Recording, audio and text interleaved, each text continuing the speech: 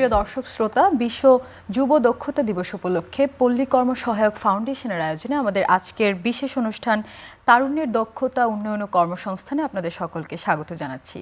বিশ্ব যুব দক্ষতা দিবসের এবারের প্রতিপাদ্য দক্ষতায় গড়ি সম্মিলিত ভবিষ্যৎ। আমরা আসলে দক্ষতার কথা বলি কর্মসংস্থানের কথা, কিন্তু সেই কর্মসংস্থান আসলে কতটুকু টেকসই হবে, কতটুকু আমাদের কাজে লাগবে সেটিও ভাবা ভীষণ গুরুত্বপূর্ণ। টেকসই উন্নয়ন, উৎপাদনশীল অর্থনীতি এবং অন্তর্ভুক্তিমূলকভাবে যুবদেরকে কিভাবে গড়ে তোলা যায়, কিভাবে তারুণ্যদেরকে গড়ে তোলা যায়, এই সব বিষয় নিয়ে আমরা আজকের এই দিনে কথা বলতে চাই। আমাদের সাথে রয়েছেন দুজন বিজ্ঞ আলোচক, পরিচয় করাতে চাই। আমাদের সাথে আছেন মোহাম্মদ মশিয়ার রহমান, উপব্যবস্থাপনা পরিচালক, পল্লী কর্ম সহায়ক ফাউন্ডেশন PKSF। স্বাগত জানাচ্ছি আপনাকে। এবং আমাদের সাথে আছেন ডক্টর মোহাম্মদ শহীদুজ্জামান, নির্বাহী পরিচালক, eco social development organisation ESDO। আপনাকেও স্বাগত জানাচ্ছি। আমি প্রথমে মশিয়ার স্যারের কাছে আসতে চাই। এখন আমরা আসলে দেখতে পাই সবাই পড়াশোনা করে বের হচ্ছে, কিন্তু চাকরি তেমন পাচ্ছে না। এটা আসল বাস্তবতাটা কি? বাংলাদেশের কর্মসংস্থানের চিত্রটা এখন কেমন? আমি কিছু তথ্য দিয়ে শুরু করি। বাংলাদেশে এখন জনসংখ্যা 18 কোটি, এর মধ্যে 5 কোটি হচ্ছে যুবক।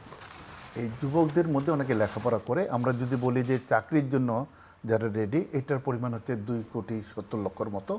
এর মধ্যে 2,50,00,000 চাকরিতে আছে, যে কোনোভাবে হোক। অর্থাৎ প্রায় 19 লক্ষ লোক এখনও চাকরিতে নাই। এটা হলো এখন চাকরি অবস্থা। প্রতি বছর আবার 20 লক্ষ থেকে 22 লক্ষ লোক আবার চাকরিতে আসতেছে।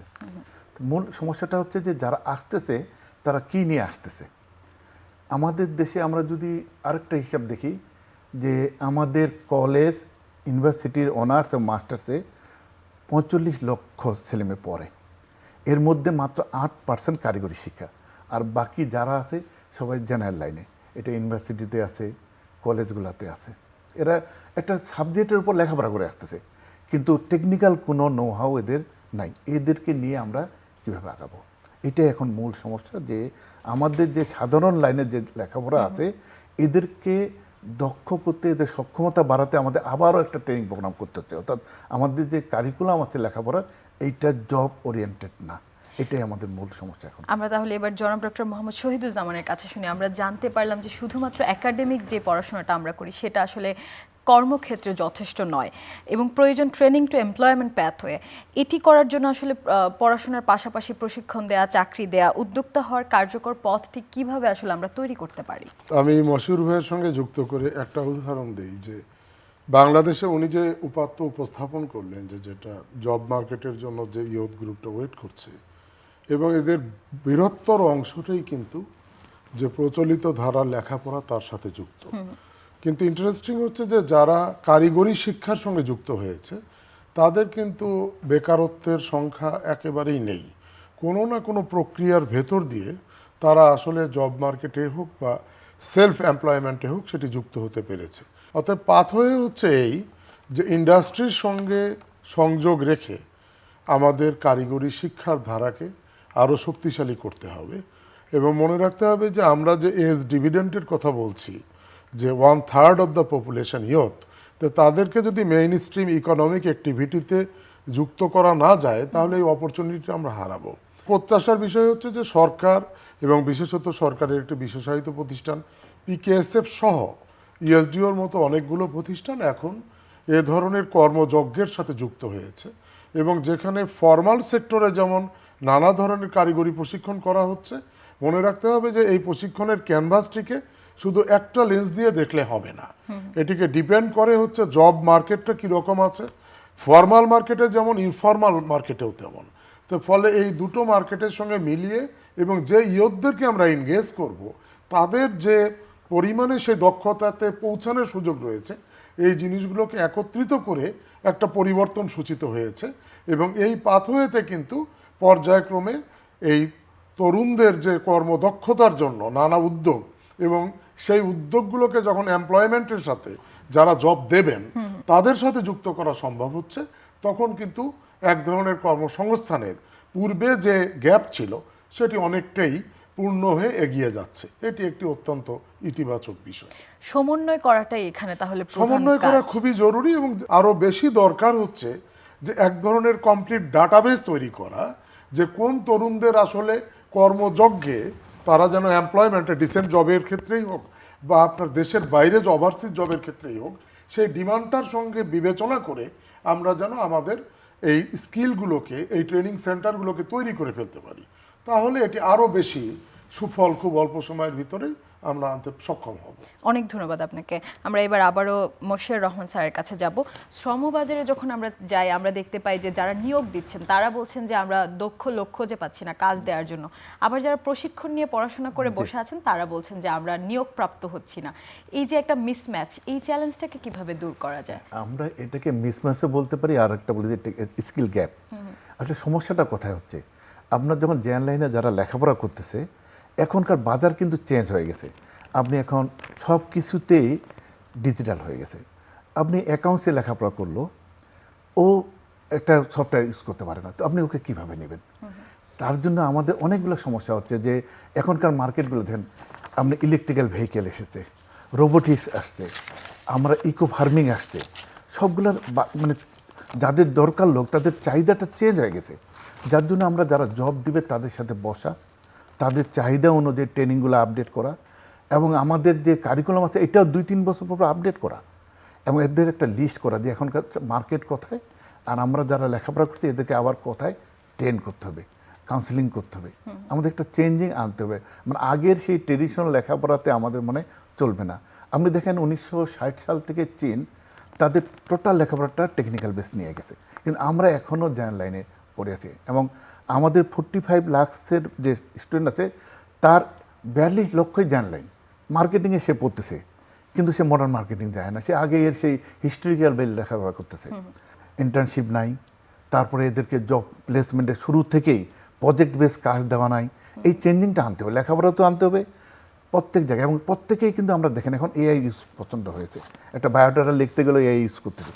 তো টোটালটাই ডিজিটাল বেস, এআই বেস এবং লেখাপড়াটাকে নিয়ে আসতে হবে জব মার্কেটের সাথে সামঞ্জস্যপূর্ণ করে। একদমই তাই। ডক্টর মোহাম্মদ শহীদুজ্জামান, বর্তমান বিশ্বে দারিদ্র্য বিমোচনের সবচেয়ে কার্যকর উপায় বলা হচ্ছে শোভন কর্মসংস্থানকে। একটা পরিবারের যে আয় করে তার উপর তো পরিবারের অন্যরাও আসলে ডিপেন্ডেন্ট থাকে, সো একজন মানুষ আমরা বলতে পারি 4-5 জন মানুষের হাল ধরছে। তো সেখানে আসলে এই সংস্থাটা কিভাবে কাজ করছে, কিভাবে সাহায্য করছে? এখন ডিসেন্ট জব পেতে গেলে আপনার স্কিলটা সেই জায়গায় পৌঁছাতে হয় যে স্কিল থেকে আপনি ডিসেন্ট জবে পৌঁছাতে পারেন। তা আমি যদি সুনির্দিষ্ট কিছু উদাহরণ দিয়ে বলি যে আমাদের আপনার যে মডেলগুলোতে আমরা এখন কাজ করি, ফর এক্সাম্পল পিকেএসএফ এর রেইজ বলে একটা কর্মসূচি রয়েছে, যেখানে কিন্তু আমরা এটা ডিপেন্ড করে যে আমি কোন ক্যানভাস নিয়ে কাজ করব, কোন টার্গেট অডিয়েন্স নিয়ে কাজ করব। এখন একটা আনস্কিল ইয়ুথকে আপনি রাতারাতি এক ধরনের অনেক স্কিলে পৌঁছাতে পারবেন না, কিন্তু সেখানে যদি কতগুলো প্রক্রিয়া আমরা অনুসরণ করি, কতগুলো সুনির্দিষ্ট মডেল রয়েছে, গুরু শিষ্য মডেল রয়েছে, যারা তার চেয়ে একটু বেটার, তাদেরকে হয়তো আমরা ফর্মাল স্কিল ট্রেনিংয়ে মার্কেট অ্যানালাইসিস করে যে মার্কেটে আসলে কি ধরনের জবের চাহিদা রয়েছে সেখানে যুক্ত করছি। যারা একটু এন্টারপ্রেনিয়র হতে চায়, কারণ ডিসেন্ট জবকে আমরা বিবেচনা করি দুভাবে, একটা হচ্ছে তার ওয়েজ এমপ্লয়মেন্টের ক্ষেত্রে ডিসেন্ট জব, আর একটা হচ্ছে ওয়েজ এমপ্লয়মেন্ট না হয়েও সে যদি নিজে সেলফ এমপ্লয়মেন্ট উদ্যোক্তা এন্টারপ্রেনিয়র হতে পারে, তাহলে তার জীবনটা অনেক ডিসেন্ট হবে, অন্যদের জন্য সে ডিসেন্ট জব তৈরি করবে। ইএসডিওর উদাহরণ দিয়ে আমরা বলতে পারি যে আমরা ইতিমধ্যে বাংলাদেশে প্রায় 2 লক্ষের বেশি তরুণকে গত 25 বছরে আমরা কিন্তু জব মার্কেটে শুধু দেশে নয় ওভারসিজে নিয়ে গিয়েছি। আমাদের আলাদা জব প্লেসমেন্ট ইউনিট রয়েছে। রাতারাতি যে জবগুলো ডিসেন্ট জব হয়েছে তা কিন্তু নয়, এগুলোতে অনেকগুলো স্টেয়ার পার হতে হয়েছে। সে যখন স্কিল হয়েছে, সেমি স্কিল থেকে স্কিল, সেখান থেকে আরও স্কিল, এবং এর সঙ্গে তার কাউন্সেলিংয়ের প্রশ্ন আছে, অ্যাম্বিশনের প্রশ্ন আছে, এবং তার স্বপ্নকে আরও বেশি নার্চার করার প্রশ্ন আছে। এবং সত্যিই তাই, একটা ইয়ুথকে যখন আমরা একটা জবে পৌঁছাতে পারি, তখন আসলে আমরা একটা পরিবারকে এই দারিদ্রতার দুষ্ট চক্র থেকে বের করে আনতে পারি। আজকে বাংলাদেশে যে নানা কারণে আমরা বলছি যে আপনার এই দেশের মাথাপিছু আয় বেড়েছে, পোভার্টি কমছে, তার একটা বড় কারণ হচ্ছে ইয়ুথ এনগেজমেন্ট, এবং এটি আরও দ্রুত কমানো সম্ভব হবে যত বেশি আমরা আমাদের এখনকার কনটেক্সটে ইয়ুথদের কর্ম উপযোগী দক্ষতার ব্যবস্থা করব, গ্লোবাল এবং লোকাল মার্কেট স্টাডি করে ইন্ডাস্ট্রির সঙ্গে স্কিলের খুব নিবিড়ভাবে সম্পর্ক স্থাপনের মাধ্যমে। এবং এই ধারাবাহিকতায় এই কাজগুলোকে আমরা এগিয়ে নিয়ে যাওয়ার চেষ্টা করছি, কিন্তু আরও বেশি করে প্রয়োজন হবে যে যেন এটার গাইডেন্স এবং পলিসি সাপোর্ট গভর্নমেন্টের দিক থেকে আরও স্ট্রং হয়। এবারে আমি মোশাররফ রহমান স্যারের কাছে যেতে চাই। টেকসই দারিদ্র্য বিমোচনে পিকেএসএফ সবসময় কাজ করে আসছে এবং আমরা বলে থাকি যে টেকসই উন্নয়ন তখনই হবে যখন আসলে দারিদ্র্যটা বিমোচন হবে এবং সেটা চলতে থাকবে, আবারও সেই কূপে গিয়ে কেউ পড়ে না যাবে। সেই জায়গায় আপনাদের একটি রেস প্রকল্প আছে, সেটির মাধ্যমে আপনারা নারী প্রতিবন্ধী বা যারা একটু বিশেষ চাহিদা সম্পন্ন তাদের জন্য কাজ করছেন। এই রেস প্রকল্পটা আসলে কর্মসংস্থানে কতটুকু ভূমিকা রাখছে সেটি নিয়ে শুনতে চাই। বাংলাদেশের যে জনসংখ্যা আছে তার যদি আপনি নিচের অংশটা দেখেন, বাংলাদেশের পিকেসি কিন্তু একটা সংস্থা না, পিকেসি 200টা সংস্থা একটা সমন্বিত। অর্থাৎ আমাদের টোটাল জনশক্তির পরিমাণটা হচ্ছে 2.15 কোটি, অর্থাৎ 5 কোটি খানা 2.15 কোটি খানা আমাদের সাথে। এরকম হিউজ পরিমাণ একটা জনশক্তি পিকেসির সাথে কাজ করতেছি আমরা। এটা হলো পিকেসির একটা গুরুত্ব দিয়ে আমরা এদের সব নিটটাকে বুঝতেছি। এরপরে আছে রেস প্রকল্পটা। রেস প্রকল্পটা আসলে একটা নতুন ডাইমেনশন নিয়ে আসছে, যে যা ইনফর্মাল সেক্টরেরকে যেটা আমরা কোনো গুরুত্ব দিই না, এদেরকে ফর্মালাইজ করবো কী করে। আমি এখন যে আছে, আপনি যারা লেখাপড়া পিছিয়ে গেছে তাদেরকে আপনি কীভাবে চাকরিতে আনবেন, এদের জন্য আমরা করেছি যে তাদেরকে 6 মাসের ট্রেনিং দিয়ে সরাসরি চাকরি বা জব বা একটা কর্মসংস্থান নিয়ে আসছে। 1960 সালে বাংলাদেশ তখন পূর্ব পাকিস্তান ছিল এবং কোরিয়া, দুইটার জিডিপি ছিল সেম, মাথাপিছু আয় সমান ছিল। 1971 সালে আমাদের ছিল $125, এটা কোরিয়াতে ছিল, দক্ষিণ কোরিয়াতে যেটা বলছি তাদের হলো $260। এখন আমাদের $2600 মতো, তাদের $3800, অর্থাৎ 14 গুণ বেশি। একই সাথে দেখেন একটা চেঞ্জ। কারণটা কি? কারণটা হচ্ছে তারা এরকম ভাগ করে করে ছোট ছোট কাজ করছে, এসএমই কুটির শিল্প এগুলোতে তারা বেশি ইনভেস্ট করছে। আমাদের রেস প্রকল্পটা যদি আমরা একটু ব্যাখ্যা করি, এটার 3টা ধারা আছে। প্রথম আমরা এটা শুরু করেছি যারা কোভিডে আক্রান্ত হয়েছিল তাদের রিকভার করা যায় কিনা, 50,000 নিয়ে কাজ করছি। এটার রেজাল্টটা হচ্ছে 71% তারা পুরাটাই আবার ব্যাক করছে রেজের সহযোগিতার করে, এবং 57% তারা আগের চেয়ে এখন বেশি ইনকাম করতেছে। তাহলে এটা একটা কোভিডের আমাদের রেজের কাজ ছিল। রেজ আরেকটা কাজ করছে তরুণ উদ্যোক্তা। আসলে তরুণ উদ্যোক্তাদের যে সমস্যাটা হয়, কেউ তাদের বিশ্বাস করতে চায় না, নিউ স্টার্ট আপ দিতে চায় না। এদের সবচেয়ে সমস্যাটা হচ্ছে এরা ব্যবসার ঝুঁকিটাকে অ্যানালাইসিস করতে দেয় না। আমরা এদেরকে ট্রেনিং দিয়ে এবং ফান্ডিং করে এইটাও আমাদের প্রায় 100% সাকসেস হয়েছে।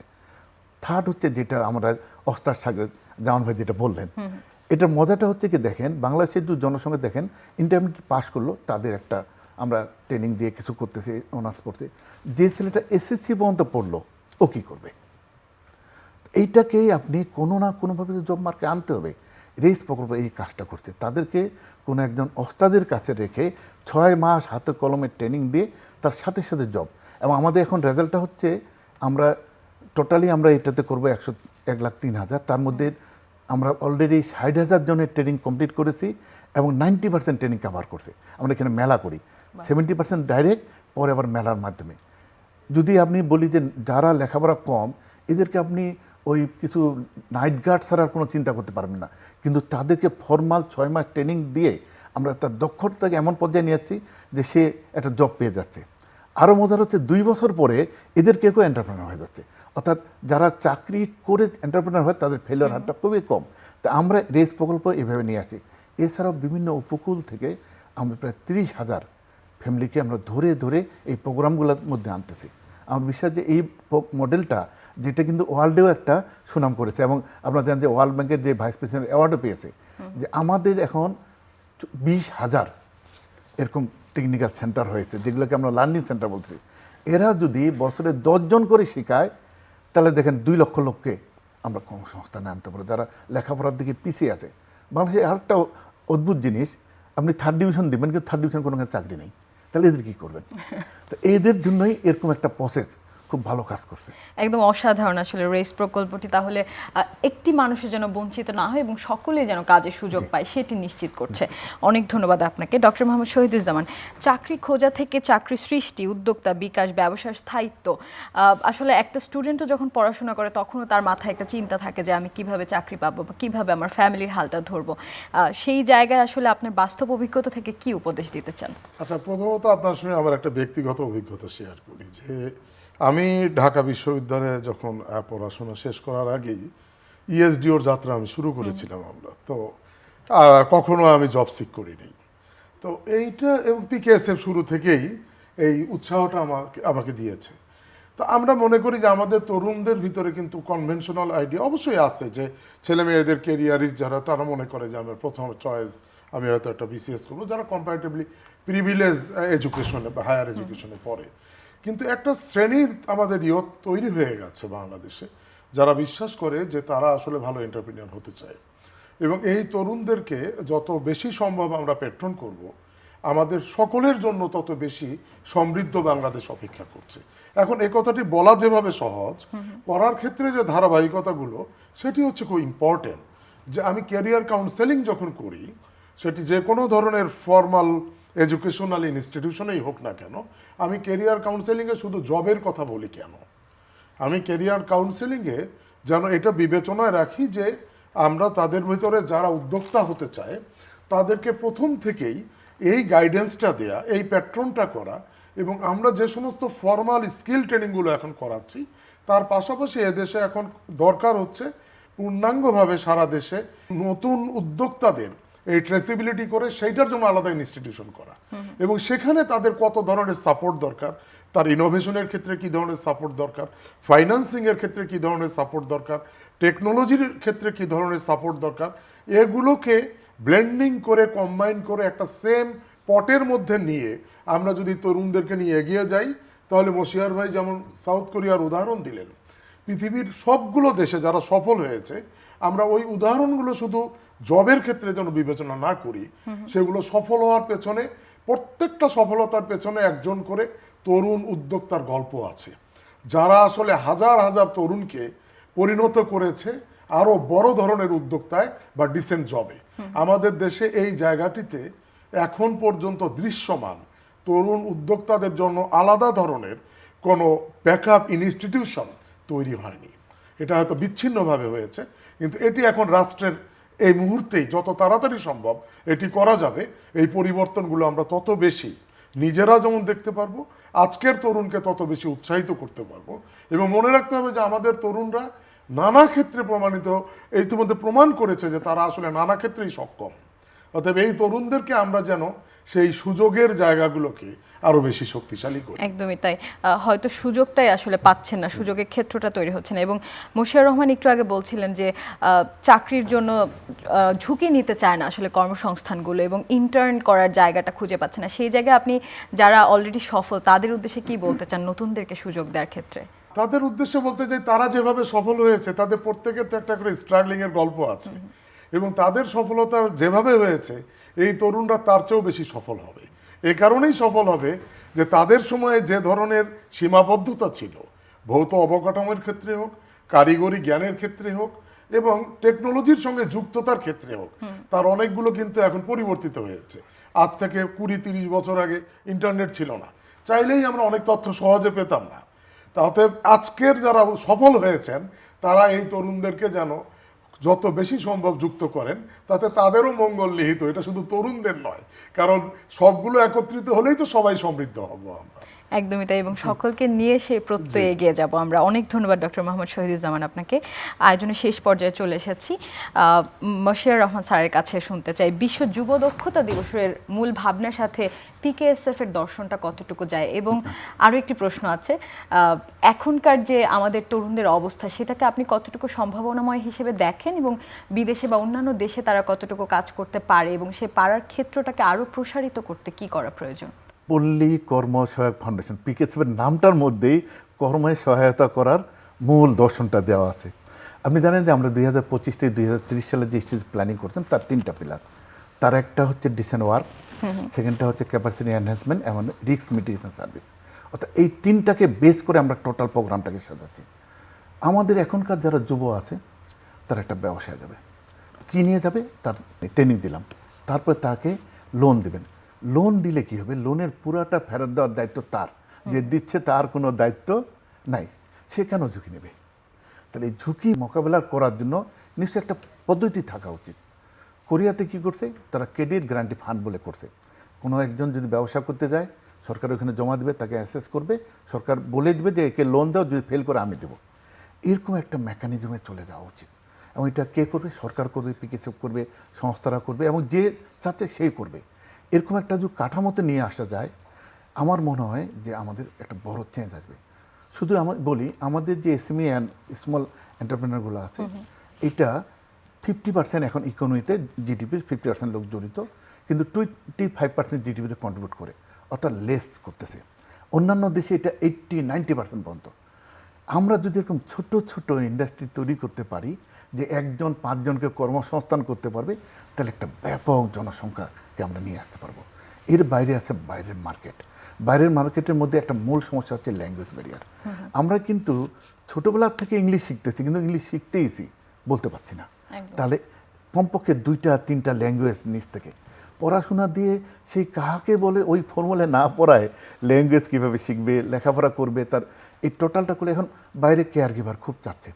পড়াশোনায় কথাও নাই, পরে আমাদের ট্রেন করতেছে। বাইরে কি চাচ্ছে?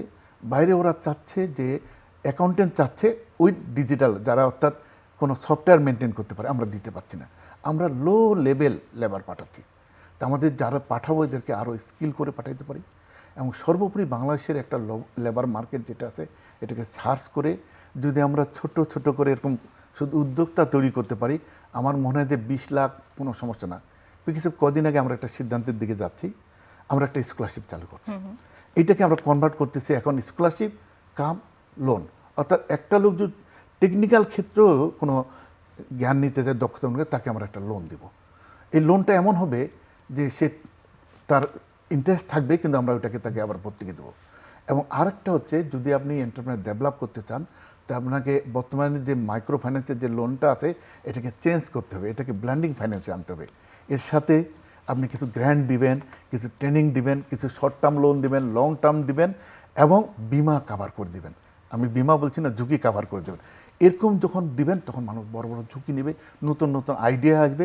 আমার মনে হয় এটা আমরা দ্রুত চেঞ্জ করতে পারবো, এটা আমার প্রস্তাব। শিক্ষাটা যতটা বাস্তবমুখী হবে, ততই আমরা সেটার ফল পাবো। অনেক ধন্যবাদ জনাব মশিয়ার রহমান, এবং ধন্যবাদ জানাতে চাই ডক্টর মোহাম্মদ শহীদুজ্জামানকেও। প্রিয় দর্শক, পিকেএসএফ এর উদ্যোগে বিশ্ব যুব দক্ষতা দিবস উপলক্ষে আয়োজিত আজকের অনুষ্ঠানে যারা আমাদের সাথে ছিলেন, আপনাদেরকে ধন্যবাদ জানাচ্ছি। এবং আজকের এই আলোচনার মাধ্যমে আমরা দুজন বিজ্ঞ আলোচকের মাধ্যমে জানতে পারলাম যে টেকসই উন্নয়ন আসলে তখনই সম্ভব যখন একজন মানুষও বঞ্চিত হবে না, এবং প্রত্যেকটি মানুষ সেই সাহায্যের বা সেই কাজের আওতার ভেতর আসতে পারবে।